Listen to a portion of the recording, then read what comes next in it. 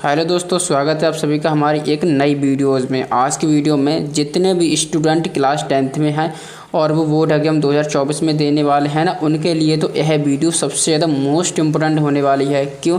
क्योंकि आज की इस वीडियो में हम मैथ के 10 बहुविकल्पी प्रश्न को लेके आए हैं जो बोर्ड एग्जाम 2024 के लिए सबसे ज़्यादा मोस्ट इम्पोर्टेंट क्वेश्चन है। ठीक है, ये जो क्वेश्चन है बोर्ड एग्जाम में पूछने के 100% चांस है, तो आपके लिए यह वीडियो सबसे ज़्यादा इंपॉर्टेंट है, इसलिए आप इस वीडियो को लास्ट तक ज़रूर देखें। तो चलिए दोस्तों, अब हम क्वेश्चन को सॉल्व करते हैं। देखिए दोस्तों, सबसे पहले हम पहला इंपॉर्टेंट क्वेश्चन को सॉल्व करते हैं। ठीक है, सबसे पहले हम क्या करेंगे, इसको पढ़ते हैं। ठीक है, जो हमारा पहला इंपॉर्टेंट क्वेश्चन है। ठीक है, एक ठोस को एक आकृति से दूसरी आकृति में रूपांतरित करने पर नई आकृति का आयतन क्या होगा। ठीक है, हमें क्या करना है, नई आकृति का आयतन बताना है। ठीक है, आप लोग ना बचपन में मिट्टी से ज़रूर खेले होंगे, मैं भी वही खेला हूँ। तो देखिए दोस्तों, अगर हम ना मिट्टी से मान लेते हैं कि मिट्टी का कोई गोला है। ठीक है, मिट्टी का कोई गोला है। ठीक, तो हम क्या करें, अगर हम इस मिट्टी से कोई नई आकृति बनाएं। ठीक है, मान लेते हैं कि हमने कोई बेलन बना दिया। ठीक है, इस तरह से बेलन बना दिया तो क्या होगा, हमने पहले क्या था, हमारे पास गोला था। ठीक है, मिट्टी का गोला था, फिर हमने क्या किया, इससे हमने कोई बेलन बना दिया। तो भाई मिट्टी तो वही है ना, जब मिट्टी वही है तो इनका क्या होगा, इनका जो वॉल्यूम होगा, वो आयतन होगा ना, वो बराबर होगा। ठीक है, हमने क्या किया, पहले हमारे पास मिट्टी का गोला था, हमने उसे रूपांतरित करके बिगाड़ के हमने एक बेलन बना दिया। तो भाई मिट्टी तो वही रही, नहीं कम हुई नहीं ज़्यादा हुई। तो इस केस में क्या होता है, इनका जो आयतन होता है ना, वो आयतन बिल्कुल बराबर होता है। ठीक है, तो अब देखिए दोस्तों, हम ऑप्शंस में देखते हैं। ऑप्शन क्या है, बढ़ेगा घटेगा पहले के समान होगा। ठीक है, तो देखिए दोस्तों, जो हमारा सी ऑप्शन है ना, वो बिल्कुल सही आंसर है। जो हमारा जो आयतन होगा, जो पहले होगा और पहले के समान इसका आयतन होगा। ठीक है, तो जो हमारा ऑप्शन सी है ना, वो बिल्कुल सही आंसर हो जाएगा। ठीक है, तो चलिए दोस्तों, अब हम ना क्वेश्चन अगले की ओर चलते हैं। ठीक है, अगला हमारे क्वेश्चन है। तो देखिए दोस्तों, यदि द्विघात समीकरण 3x² माइनस के 6x प्लस के बराबर 0 के मूल समान है तो के का मान ज्ञात कीजिए। तो हमें क्या करना है, देखिए दोस्तों, तो देखिए दोस्तों, हमें ना ये द्विघात समीकरण दिया है। ठीक है, और इसमें कह दिया है कि इसके मूल समान है, तो हमें के का मान बताना है। तो चलिए दोस्तों, इसको हम ना सॉल्व करते हैं। ठीक है, तो चलिए दोस्तों, इसके लिए हम क्या करेंगे, यहाँ पर हम ना ए की वैल्यू निकाल लेंगे, यहाँ पर ए बी की वैल्यू क्यों निकालेंगे अभी आपको पता चलेगा। यहाँ पर ए की वैल्यू होगी x² का गुणांक, ए की वैल्यू हो जाएगी 3। ठीक है, यहाँ पर बी की वैल्यू हो जाएगी x का गुणांक माइनस के 6। ठीक है, और यहाँ पर सी की वैल्यू हो जाएगी के। ठीक है, अब क्या करेंगे, अब इसमें कह रखा है कि इसके मूल समान है। मूल समान होने के लिए इसकी एक शर्त होती है, जो इसका विभक्तर होता है ना, v² माइनस के 4ac, ये ना 0 के बराबर होता है। ठीक है, अब क्या करेंगे, यहाँ पर हम ना सारी वैल्यू को पुटअप करते हैं। ठीक है, तो यहाँ से b की वैल्यू आएगी माइनस के 6, तो माइनस के 6 का हम स्क्वायर करेंगे। ठीक है, अब माइनस के 4 गुणा a की वैल्यू है 3 और यहाँ पर c की वैल्यू क्या है k। ठीक है, के और इसके बराबर ही 0 है।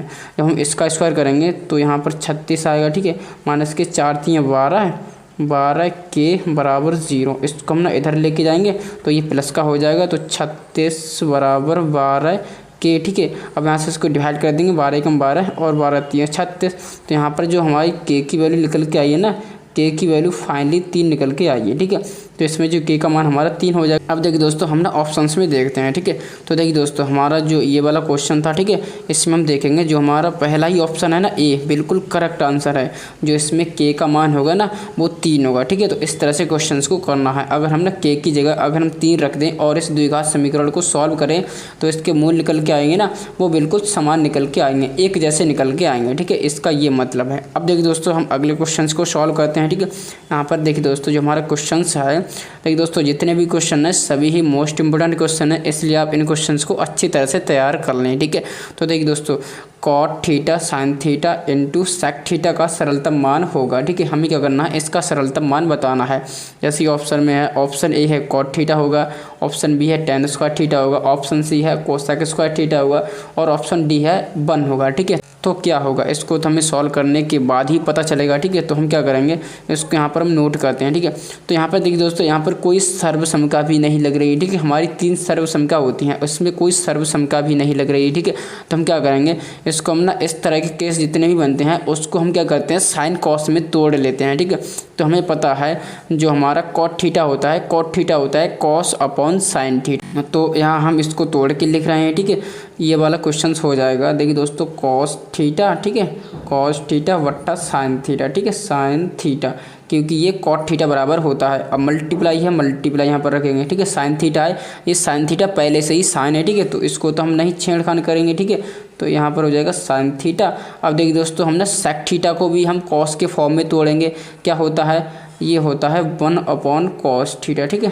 Cos theta. अब क्या करेंगे, अब इसको सॉल्व करेंगे। देखिए दोस्तों मल्टीप्लाई में है सारे पद, तो यहाँ पर देखिए दोस्तों साइन से साइन कैंसिल आउट हो जाएगा और कॉस से कॉस यहाँ पर कैंसिल आउट हो जाएगा। तो यहाँ पर क्या बचा, यहाँ पर केवल 1 बचेगा, ठीक है। तो जब हम इसको हम सरलतम करेंगे, ठीक है, तो इसका सरलतम मान क्या होगा, सॉल्व करने के बाद इसको ना ये 1 निकल के आएगा, ठीक है। तो क्या होगा, इसका ऑप्शन देखते हैं। देखिए दोस्तों जो हमारा ऑप्शन डी है बिल्कुल करेक्ट आंसर है, डी हमारा 1 है, ठीक है। तो इसको जो हम सरल करेंगे, सॉल्व करेंगे, ठीक है, तो ये 1 निकल के आएगा, ठीक है। तो इस प्रकार से इस क्वेश्चन को सॉल्व करना था। आई होप आपको समझ आया होगा, ठीक है। अब चलिए दोस्तों अगले क्वेश्चन की ओर चलते हैं, ठीक है। यहाँ पर देखिए दोस्तों जो हमारा अगला इंपॉर्टेंट क्वेश्चन है, यदि a बराबर 2 की घात 2 गुणा 3 की घात 4 गुणा 5 की पावर 4, ठीक है, और यहाँ पर क्या है, और b बराबर 2 की घात 3 गुणा 3 की घात 2 गुणा 5, तब HCF a और b का क्या होगा, ठीक है। तो हमें क्या बताना है, n a और b का हमें HCF बताना है, ठीक है। तो देखिए दोस्तों ये भी क्वेश्चन इंपॉर्टेंट है, ठीक है, इस तरह के क्वेश्चन है, HCF और LCM का एक भी क्वेश्चन नहीं छूटना चाहिए, ठीक है। तो चलिए दोस्तों इसको हम करते हैं, ठीक है। तो हम क्या करेंगे, इसका हम क्या निकाल रहे हैं, इसका हम निकाल रहे हैं HCF, ठीक है, HCF। तो यहाँ पर क्या करेंगे, यहाँ पर जो हमारा a है ना, a का क्या फैक्टर है, ये देखिए दोस्तों अभाज्य गुणनखंड है। तो देखिए दोस्तों 2 की पावर 2, यहाँ पर हम लिख रहे हैं 2 की पावर 2, 3 की पावर 3 और यहाँ पर 5 की पावर 4 है, ठीक है। अब क्या करेंगे, यहाँ पर b यहाँ पर भी है, b यहाँ पर देखिए दोस्तों 2 की पावर 3 और गुणा 3 की पावर 2, 3 की पावर 2 और यहाँ पर 5 है, ठीक है। तो देखिए दोस्तों जब भी हम ना HCF निकालते हैं तो हम क्या करते हैं, इन अभाज्य गुणनखंड की ना इसकी न्यूनतम घात लेते हैं, और यहाँ पर अगर LCM निकालने को बोलता तो इन अभाज्य गुणनखंड की हम ना अधिकतम घात लेते हैं, ठीक है। तो यहाँ पर HCF निकालना है, हम क्या करेंगे, इसकी ना न्यूनतम घात लेंगे, ठीक है। तो इस तरह से हम HCF निकालेंगे। तो यहाँ पर देखिए दोस्तों जो हमारा a और b का जो हमारा HCF होगा ना, HCF, ठीक है, निकाल रहे हैं। तो यहाँ पर देखिए दोस्तों 2 यहाँ पर कॉमन है, ठीक है, 2 दोनों में कॉमन है, तो इसकी न्यूनतम घात क्या है, 2 है, 2 की पावर 2 है, ठीक है। तो यहाँ हम लिखेंगे 2 की पावर 2, ठीक है। अब देखिए दोस्तों यहाँ पर 3 यहाँ पर भी है, 3 यहाँ पर भी है, ठीक है। तो यहाँ पर देखिए दोस्तों 3 की न्यूनतम पावर क्या है, 3 की जो कम पावर है ना वो है 2, ठीक है। तो 3 की पावर 2 अब गुणा, अब देखिए दोस्तों यहाँ भी 5 है, यहाँ भी 5 है, तो हम 5 की न्यूनतम पावर लेंगे, ठीक है। जब इसकी कोई पावर नहीं होती है तो इसकी ना 1 पावर होती है, ठीक है। तो हम क्या करेंगे, 5 की पावर 1 लेंगे, 5 की पावर 1। अब क्या करेंगे, इसको हम सॉल्व कर लेंगे, ठीक है। तो यहाँ पर देखिए दोस्तों 2 की पावर 2 का क्या मतलब है, 2 दूनी 4, ठीक है। अब यहाँ पर देखिए दोस्तों 3 की पावर 2 का क्या मतलब है, 3 का गुणा 2 बार, ऐसे यहाँ पर देखिए दोस्तों 3 का गुणा 2 बार, ठीक है। तो 3 3 9, ठीक है, यहाँ पर 9 आ गया, तो 3 की पावर 2 9, ठीक है। अब यहाँ पर देखिए दोस्तों 5 है, ठीक है, 5 है। अब क्या करेंगे, इनके आपस में मल्टीप्लाई करेंगे। तो देखिए दोस्तों 9 चक 36 और 36 पंजे कितने होता है, 180, ठीक है। यहाँ पर लिख देंगे 180। तो जो हमारा a और b का जो हमारा HCF निकल के आएगा वो 180 निकल के आएगा, ठीक है। तो यहाँ हम देखिए दोस्तों ऑप्शंस में देखते हैं। तो देखिए दोस्तों ये वाला हमारा इंपॉर्टेंट क्वेश्चन है, ठीक है, इसका हम ऑप्शंस में देखते हैं कहीं 180 है। तो देखिए दोस्तों जो हमारा बी ऑप्शन है ना बिल्कुल सही आंसर है, ये a और b का जो हमारा HCF होगा 180 हो जाएगा, ठीक है। तो इस तरह से क्वेश्चन को करना था। आई होप आपको समझ आया होगा। अब चलिए दोस्तों अगले क्वेश्चन की ओर चलते हैं, ठीक है। तो देखिए दोस्तों अगला हमारा इंपॉर्टेंट क्वेश्चन है। तो देखिए दोस्तों ये हमारा ना AP से रिलेटेड क्वेश्चन है, ठीक है, इसको करते हैं। तो देखिए दोस्तों यहाँ पर लिखा है उस AP का सार्वंतर क्या होगा। सार्वंतर का मतलब होता है कॉमन डिफरेंस, यानी कि हमें ना D निकालना है, ठीक है। तो उस AP का सार्वंतर क्या होगा जिसमें A18 माइनस A14 बराबर 32 है, ठीक है। तो हमें क्या करना है, D ज्ञात करना है, यानी कि सार्वंतर ज्ञात करना है, ठीक है। कैसे करेंगे, बहुत आसान है, ठीक है। तो हम क्या करेंगे, इससे हम ज्ञात करेंगे, इससे क्या करेंगे, इससे हम ज्ञात करेंगे। चलिए दोस्तों इसको हम सॉल्व करते हैं, ठीक है। तो यहाँ पर देखिए दोस्तों, तो देखिए दोस्तों यहाँ पर क्या है, A18, ठीक है, और माइनस A14 बराबर कितना है, 32 है, ठीक है। अब देखिए दोस्तों हम A18 को कैसे लिख सकते हैं, A18 को लिख सकते हैं A प्लस यहाँ पर एक D कम करके लिख देंगे, यानी कि 17D। इस तरह से हम लिख सकते हैं इसको, ठीक है। अब क्या करेंगे, माइनस से माइनस लगाएंगे। अब A14 को क्या लिखेंगे, A14 को हम ऐसे कर लिखेंगे, एक कम करके D लिख देंगे, ठीक है। यहाँ पर A प्लस 14 के यहाँ पर हो जाएगा 13 और डी, ठीक है, बराबर कितना है, बराबर है 32, ठीक है। तो हम क्या करेंगे, इनको हम ना इस तरह से लिख सकते हैं, ठीक है, ये इसकी जनरल फॉर्म होती है। अब क्या करेंगे, यहाँ से देखिए दोस्तों हमारा इसको हम और ज़्यादा सिंपल करेंगे, 17D। अब क्या करेंगे, माइनस के अंदर मल्टीप्लाई करेंगे तो ए माइनस के 13D बराबर है कि 32, ठीक है। अब क्या करेंगे, यहाँ से प्लस का ए माइनस का ए कैंसिल आउट हो जाएगा, 17D में से 13D घटाएंगे तो यहाँ पर 4D बचेंगे, ठीक है, बराबर क्या है 32, ठीक है। 4 एकम 4 और 4 अट्ठे 32। तो यहाँ पर जो हमारी डी की वैल्यू क्या निकल के आई है, डी की वैल्यू 8 निकल के आई है, ठीक है। तो उस एपी का जो सार्वंतर यानी कि कॉमन डिफरेंस यहाँ पर डी निकल के आएगा, ठीक है। तो इस तरह से क्वेश्चंस को करना था। तो यहाँ पर देखिए दोस्तों जो हमारा डी है वो देखिए दोस्तों 8 निकल के आया है, ठीक है। ऑप्शन में देखते हैं, जो हमारा ऑप्शन ए है ना बिल्कुल सही आंसर है, ठीक है। जो हमारा डी है 8 निकल के आएगा, ठीक है। तो इस तरह से क्वेश्चन को करना था, ठीक है। अब चलिए दोस्तों अगले इंपॉर्टेंट क्वेश्चन की ओर बढ़ते हैं। देखिए दोस्तों हमारा अगला इंपॉर्टेंट क्वेश्चन है 15, 18 और 24 का लासा क्या होगा, यानी कि हमें ना एलसीएम बताना है, ठीक है। तो चलिए दोस्तों इसको हम ना सॉल्व करते हैं और इसका आंसर हम बहुत आसानी से बता देंगे, ठीक है। तो हमें क्या करना है, यहाँ पर इसको हम सॉल्व करते हैं, ठीक है। हमें क्या करना है, 15, ठीक है, और 18 और यहाँ पर देखिए दोस्तों 24 का हमें ना लासा बताना है, ठीक है। तो इसको हम क्या करेंगे, अभाज्य गुणनखंड करेंगे। किस तरह से करेंगे, इसको हम पहले इस तरह से काट लेंगे, ठीक है, 3 से काटेंगे तो हमारा 3 पंजे 15, ठीक है, और 5 एकम 5, ठीक है। अब इसी तरह से हम 18 की काटेंगे, 3 से काटेंगे तो देखिए दोस्तों पहले 2 से कटेगा, ठीक है। हम क्या करते हैं, पहले सबसे छोटी संख्या से काटते हैं, ठीक है। जब छोटी संख्या से नहीं कटता है तब हम बड़ी संख्या से काटते हैं। तो 2 नियम 18। अब देखिए दोस्तों 3 से कटेगा, 2 से नहीं कटेगा, 3 तिया 9 और 3 एकम 3। अब क्या करेंगे, 24 कैसे काट लेंगे, ठीक है। तो यहाँ पर 2 से काटेंगे, 2 एकम 2, 2 3 4, फिर 2 से काटेंगे, 2 6 12, फिर 2 से काटेंगे, 2 3 6। अब 3 से काटेंगे, 3 एकम 3, ठीक है। तो यहाँ हम क्या करेंगे, इसके अभाज्य गुणनखंड लिखेंगे, ठीक है। तो यहाँ पर देखिए दोस्तों जो हमारा 15 है, 15 के अभाज्य गुणनखंड आएंगे 3 गुणा 5, ठीक है, 3 गुणा 5। इसी तरह से हम 18 के लिखेंगे, 18 के जो हमारे अभाज्य गुणनखंड होंगे, ठीक है। तो 2 गुणा, देखिए दोस्तों 3 गुणा 3 है, ठीक है। तो 3 की पावर हम 2 लिख दें, बिल्कुल लिख देंगे, ठीक है। अब यहाँ पर देखिए दोस्तों 24 है, ठीक है। यहाँ पर हम लिखेंगे 24 जो इसके अभाज्य गुणनखंड होंगे। देखिए दोस्तों 2 बार हैं, ठीक है, सॉरी 2 3 बार हैं, ठीक है। तो यहाँ पर देखिए दोस्तों 2 की पावर 3 कर देंगे, गुणा 3, ठीक है। अब यहाँ पर क्या करेंगे, इनका हमें क्या निकालना है, इनका हमें ना एलसीएम निकालना है, ठीक है। एलसीएम कह लो या तो फिर लासा कह लो, ठीक है, बात एक ही है, ठीक है। अब क्या करेंगे, हम एलसीएम निकालते हैं तो एलसीएम में क्या करते हैं, इनकी हम ना अधिकतम घात लेते हैं, ठीक है। तो यहाँ पर देखिए दोस्तों जो हमारा 2 है ना, 2 की अधिकतम घात कितनी होगी, यहाँ पर 2 की अधिकतम घात 3 है और यहाँ पर 2 की घात 1 है, ठीक है। तो हम क्या करेंगे, 2 की अधिकतम घात लेंगे तो 2 की पावर 3। अब देखिए दोस्तों 3। अब यहाँ पर देखिए दोस्तों हमारा 3 है ना, यहाँ पर भी है, यहाँ पर भी, यहाँ पर भी है, लेकिन इसमें इसकी अधिकतम घात कौन सी है, इसकी अधिकतम घात है ना 2 है, ठीक है। तो हम क्या करेंगे, 3 की अधिकतम घात 2 लेंगे, ठीक है, 3 की पावर 2। अब करेंगे मल्टीप्लाई और यहाँ पर 5 है, 5 को तो हम एज इट इज लिख लेंगे। अब क्या करेंगे, अब इसको सॉल्व करेंगे। 2 की पावर 3 का मतलब होता है, देखिए दोस्तों इस तरह से 2 गुणा 2 गुणा 2, ठीक है, 2 दूनी 4 और 4 दूनी 8, यहाँ पर 8 आया। अब देखिए दोस्तों 3 की पावर 2 का मतलब होता है 3 तिया 9, ठीक है, यहाँ पर 9 आएगा और गुणा 5, ठीक है। अब क्या करेंगे, इसकी मल्टीप्लाई करेंगे तो 8 में 72 और 72 पंजे कितने होते हैं, हम यहाँ पर मल्टीप्लाई कर लेते हैं, ठीक है। 72 की 5 में मल्टीप्लाई करेंगे तो 5 दूनी 10 की 0, हाथ से लगी 1 और 5 सत्ते 35, 35 और 1 36, ठीक है। तो यहाँ पर देखिए दोस्तों 360 निकल के आएगा। अगर हम 15, 18 और 24 का एलसीएम निकालें तो यहाँ पर जो हमारा जो एलसीएम निकल के आ गया 360 निकल के आएगा, ठीक है। अब क्या करेंगे, अब यहाँ पर हम ना इस ऑप्शन में देखते हैं, कहीं पर ऑप्शन में 360 है तो हमारा देखिए दोस्तों कौन सा वाला क्वेश्चन था। तो यहाँ पर देखिए दोस्तों जो हमारा है ना ये वाला क्वेश्चन था, ठीक है। इसमें देखिए दोस्तों 360 कहीं पर है तो देखिए दोस्तों जो हमारा डी ऑप्शन है ना, डी ऑप्शन बिल्कुल सही आंसर हो जाएगा, 360 इनका लासा हो जाएगा, ठीक है। तो इस तरह से क्वेश्चंस को करना है। अब देखिए दोस्तों यहाँ पर हम ना अगले क्वेश्चंस को करते हैं। तो देखिए दोस्तों बिंदु माइनस के 3,4 की एक्स अक्ष से दूरी क्या है, ठीक है। हमें क्या करना है, इनकी एक्स अक्ष से दूरी बताना है, ठीक है। तो देखिए दोस्तों जब भी इस तरह के क्वेश्चन आए या एक्स अक्ष से या वाई अक्ष से आपको दूरी बोलने के लिए कहा जाए तो आपको क्या करना है, देखिए दोस्तों ये जो होता है ये एक्स अक्ष का निर्देशांक होता है, ठीक है, और ये है ना वाई अक्ष का निर्देशांक होता है, ठीक है। तो देखिए दोस्तों इसका आपको ना उल्टा बताना है। अगर आपको ना एक्स अक्ष का बताना है तो आप ना ये वाला बताएंगे, वाई अक्ष वाला, ठीक है, वाई निर्देशांक बताएंगे, ठीक है। तो यहाँ पर देखिए दोस्तों एक्स अक्ष से दूरी कितनी होगी, इस बिंदु की होगी 4 होगी, ठीक है। तो यहाँ पर ऑप्शन में कहाँ है, ऑप्शन में डी बिल्कुल सही आंसर हो जाएगा, ठीक है। क्या करना है, आपको ना उल्टा बताना है। अगर आपको एक्स अक्ष से पूछे तो इसकी ये वाली दूरी ये होगी, ठीक है, दूरी की बात कर रहा हूँ हूँ मैं, अगर आपको दूरी पूछे, ठीक है, और अगर आपसे बाई अक्ष की दूरी पूछे, ठीक है, तो बाई अक्ष की दूरी ये वाली हो जाएगी 3, ठीक है। यहाँ पर -3 नहीं होगी, क्यों नहीं होगी?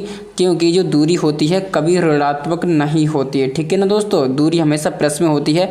तो अगर यहाँ पर अगर हमसे बाई अक्ष से दूरी पूछ लेता तो बाई अक्ष से दूरी होती यहाँ पर +3 निकल के आती, ठीक है। तो इस तरह से क्वेश्चन को करना था। तो यहाँ से हमें एक्स अक्ष की दूरी पूछा था, तो इसकी एक्स अक्ष की दूरी 4 हो जाएगी, ठीक है, 4 हो जाएगी। तो चलिए दोस्तों, इस क्वेश्चन को इस तरह से करना था। अब चलिए दोस्तों अगले क्वेश्चन की ओर बढ़ते हैं। इसमें देखिए दोस्तों अगला क्वेश्चन है, ठीक है, इंपॉर्टेंट क्वेश्चन है, ठीक है। तो यहाँ पर देखिए दोस्तों AP 10, 7, 4 इस तरह से AP घटती जा रही है, ठीक है, और ये चलते चलते -62 है, ठीक है, का अंत से 11वां पद है, ठीक है। तो हमें क्या करना है, अगर हम इस AP को आगे बढ़ाएं, ठीक है, तो हम क्या करें, इधर से, ठीक है, अंत से अगर हम इसका 11वां पद पूछे तो इसका 11वां पद कौन सा होगा, ठीक है। तो इस तरह के क्वेश्चन को करने के लिए आइए हम इसको कैसे करेंगे। तो देखिए दोस्तों, तो चलिए दोस्तों इस क्वेश्चन को हम कैसे करेंगे। तो यहाँ पर देखिए दोस्तों मैंने यहाँ पर क्वेश्चन को नोट कर लिया है, ठीक है। यहाँ पर AP थी, AP यहाँ पर मैंने नोट कर लिया। तो देखिए दोस्तों इसका जो हमारा पहला पद होगा, पहला पद क्या हो जाएगा, पहला पद हमारा ये वाला होगा। क्यों? क्योंकि हमें ना अंत से बताना है, अंतिम पद से बताना है। जब हम इधर से गिरेंगे तो हमारा पहला पद तो भाई ये हो जाएगा। तो पहला पद होगा हमारा -62, ठीक है। अब क्या करेंगे, अब इसका हमें D निकालना है। तो देखिए दोस्तों अगर यहाँ पर अंत से अगर बात होगी तो हम क्या करेंगे, माइनस लगाएंगे और हम क्या करेंगे, A2 में से A1 हम माइनस करेंगे, ठीक है। तो यहाँ पर देखिए दोस्तों हम क्या करेंगे, माइनस तो लगाएंगे। अब यहाँ पर A2 पद कौन सा हो जाएगा, दूसरा 7, ठीक है। यहाँ पर हो जाएगा 7 और माइनस, ठीक है। A1 यहाँ पर पहला पद हो जाएगा 10, ठीक है। अब क्या करेंगे, इसको सॉल्व करेंगे। जब 10 में से 7 जाएंगे तो यहाँ पर -3 बचेंगे और यहाँ पर माइनस माइनस प्लस हो जाएगा। तो यहाँ पर जो D की वैल्यू निकल के आएगी, D की वैल्यू +3 निकल के आएगी, ठीक है। तो अब हमें क्या करना है, अब हमें ना 11वां पद बताना है, ठीक है। तो 11वें पद को हम कैसे लिख सकते हैं, 11वें पद को हम लिखेंगे A + 10D, ठीक है। तो यहाँ पर देखिए दोस्तों ये पहला पद कौन सा है, हमारा पहला पद है -62, ठीक है, -62। और देखिए दोस्तों +10 और यहाँ पर D कितना निकल के आया, D निकल के आया 3, ठीक है। अब इसको सॉल्व करेंगे, -62 और 10 × 30, ठीक है। तो यहाँ पर देखिए दोस्तों 30 निकल के आएगा। अब क्या करेंगे, 62 में से 30 घटाएंगे तो यहाँ पर देखिए दोस्तों 32 बच जाएगा, ठीक है, -32, ठीक है। तो इस तरह से क्वेश्चन करेंगे। तो जो हमारा 11वां पद होगा वो -32 होगा, ठीक है। तो इस तरह से क्वेश्चन को करना था। आइए हम इस ऑप्शन में देखते हैं कहीं पर -32 है। तो देखिए दोस्तों ये वाला हमारा क्वेश्चन है। यहाँ पर देखिए दोस्तों -32 सी ऑप्शन है, बिल्कुल सही आंसर हो जाएगा, ठीक है, -32। इस तरह से क्वेश्चन को करना था। आई होप आपकी समझ आ जाएगा। अब चलिए दोस्तों अगले क्वेश्चन की ओर बढ़ते हैं, ठीक है। देखिए दोस्तों हमारा जो अगला क्वेश्चन है इंपॉर्टेंट है, ठीक है। तो देखिए दोस्तों चित्र में, ठीक है, ये यहाँ पर चित्र दिया है, ठीक है। चित्र में DE समांतर है BC के, ठीक है, ये की माप होगी, ठीक है। तो देखिए दोस्तों जो हमारा चित्र है ना, इसमें दे रखा है जो हमारा DE भुजा है ना BC की समांतर है। तो हमें क्या करना है, AE कहाँ है, AE इसकी हमें क्या करना है, माप बतानी है, ठीक है। तो देखिए दोस्तों इस तरह के जो क्वेश्चन होते हैं हम इसको कैसे सॉल्व करेंगे, देखिए। तो देखिए दोस्तों यहाँ पर देखिए दोस्तों जो हमारी ये वाली भुजा है ना इसके समांतर दे रखी है, ठीक है, यहाँ पर दे रखा है। जब देखिए दोस्तों ये वाली भुजा इसके समांतर है तो इसमें क्या होगा, तो इसमें देखिए दोस्तों जो छोटा वाला त्रिभुज होगा ADE इस बड़े वाले त्रिभुज के समरूप होगा, ठीक है। आप इसमें थेल्स में नहीं लगाना, ठीक है। अगर आप इसमें थेल्स में लगाओगे तो आपका सवाल गलत हो जाएगा, ठीक है। यहाँ पर समरूप कसौटी यहाँ पर यूज़ करेंगे, ठीक है। यहाँ पर देखिए दोस्तों हम इसको करते हैं, इंपॉर्टेंट क्वेश्चन को हम सॉल्व करेंगे, ठीक है। तो यहाँ पर देखिए दोस्तों AE, ठीक है, यहाँ पर क्या करेंगे AE, ठीक है, AE और AC, ठीक है, यहाँ पर करेंगे AC, ठीक है। यहाँ पर क्या करेंगे, छोटे वाले त्रिभुज की भुजा और बड़े वाले त्रिभुज की भुजा का रेशो, यहाँ पर DE इस छोटे वाले त्रिभुज की भुजा, ठीक है, यहाँ पर DE, ठीक है, DE और इस बड़े वाले त्रिभुज की भुजा BC, ठीक है, BC इनका रेशो क्या होगा, बराबर होगा, ठीक है। अब इसको सॉल्व करते हैं और हमारा आंसर आ जाएगा, ठीक है। तो यहाँ पर देखिए दोस्तों जो हमारी AE है, AE कितना है, AE है X, ठीक है, चित्र में दे रखा है। अब देखिए दोस्तों यहाँ पर AC क्या है, देखिए दोस्तों जो हमारी AE कितना है X है, ठीक है, और EC कितना है 3 है। तो AC मिला के टोटल कितना हो जाएगा, X + 3। यहाँ पर हम कर देंगे X + 3 बराबर DE कितना है 4, DE 4, BC कितना है, BC है 6, ठीक है। अब क्या करेंगे, अब इसको सॉल्व करेंगे। देखिए 2 दूनी 4 और 2 3 6 क्रॉस मल्टीप्लाई करेंगे, ठीक है। 3 की मल्टीप्लाई x में करेंगे तो 3x। अब क्या करेंगे, 2 की मल्टीप्लाई करेंगे तो यहाँ पर हो जाएगा 2x और +2 3 6। अब क्या करेंगे, 2x को हम इधर लेके जाएंगे तो यहाँ पर 3x - 2x बराबर के 6। 3x में से 2x जाएगा तो यहाँ पर केवल x बचेगा, x बराबर 6, ठीक है। तो हमारी जो यहाँ पर देखिए दोस्तों जो हमारी ए की वैल्यू निकली है, ए है ना 6 सेंटीमीटर, ठीक है 6 सेंटीमीटर। यहाँ ऑप्शन में देखते हैं ए, देखिए दोस्तों हमारा सी ऑप्शन है वो बिल्कुल सही आंसर है 6 सेंटीमीटर, ठीक है। अब चलिए दोस्तों हमने अगले क्वेश्चन को सॉल्व करेंगे, ठीक है। यहाँ पर देखिए दोस्तों जो हमारा अगला क्वेश्चन है इंपॉर्टेंट क्वेश्चन है, ठीक है। देखिए दोस्तों यहाँ पर जो हमारा क्वेश्चन है 9 सेक स्क्वायर ए माइनस 9 टेन स्क्वायर ए बराबर है, ठीक है। तो हमें क्या करना है, इसको हमें सॉल्व करना है और इसके बराबर यहाँ पर क्या वैल्यू निकल के आएगी वो हमें सॉल्व करना है। तो हम क्या करेंगे, अब यहाँ पर देखिए दोस्तों इसको हम सॉल्व करते हैं। यहाँ पर लिखा है, यहाँ पर देखिए दोस्तों यहाँ पर भी 9 है और यहाँ पर भी 9 है, कॉमन ले लें, कॉमन ले लेंगे, ठीक है। तो हम क्या करेंगे, इसमें से हम जब 9 कॉमन लेंगे तो अंदर तुम्हारा बचेगा सेक स्क्वायर ए और माइनस के टेन स्क्वायर ए, ठीक है 10 स्क्वायर ए, ठीक है। अब हमें पता है ये होती है, ये ना सर्वसंख्या होती है, ठीक है। यहाँ पर आपको सर्वसंख्या याद होगी जो हमारा 1 प्लस, ठीक है 1 plus 10 square theta, 10 square theta बराबर होता है सेक स्क्वायर थीटा, ठीक है। सेक स्क्वायर थीटा के 10 स्क्वायर को हम इधर लेके जाएंगे तो यहाँ पर बचेगा 1 बराबर सेक स्क्वायर थीटा और ये 10 स्क्वायर थीटा इधर आएगा तो ये माइनस का हो जाएगा 10 स्क्वायर थीटा, ठीक है 10 स्क्वायर थीटा। अब यहाँ पर देखिए दोस्तों sec square theta minus 10 square theta के बराबर 1 आ जाएगा। तो हम क्या करेंगे, इसकी जगह 1 रख देंगे तो 9 गुणा 1, 9 एकम 9। तो यहाँ पर देखिए दोस्तों इसकी वैल्यू 9 आएगी, ठीक है। तो हम क्या करेंगे, यहाँ पर ऑप्शन में देखते हैं कहीं पर 9 है तो यहाँ पर देखिए दोस्तों ऑप्शन बी बिल्कुल सही आंसर है, इसमें क्या होगा 9 होगा, ठीक है। तो इसका मान क्या होगा, इसका मान 9 होगा, तो ऑप्शन बी बिल्कुल सही आंसर हो जाएगा। इस तरह से क्वेश्चन को करना था। जितने भी क्वेश्चन मैंने बताए हैं वो सब इंपॉर्टेंट क्वेश्चन है और आप इन क्वेश्चन को अच्छी तरह से तैयार कर लें। अगर आपको बोर्ड एग्जाम में एक अच्छा स्कोर करना है तो आपको जितने भी इंपॉर्टेंट क्वेश्चन है वो आपको सॉल्व करने पड़ेंगे। तो आज की वीडियो में फिलहाल इतना ही, चलिए मिलते हैं ऐसी किसी नई वीडियो में, तब तक के लिए बने रहे हमारे चैनल के साथ। जय हिंद, जय भारत।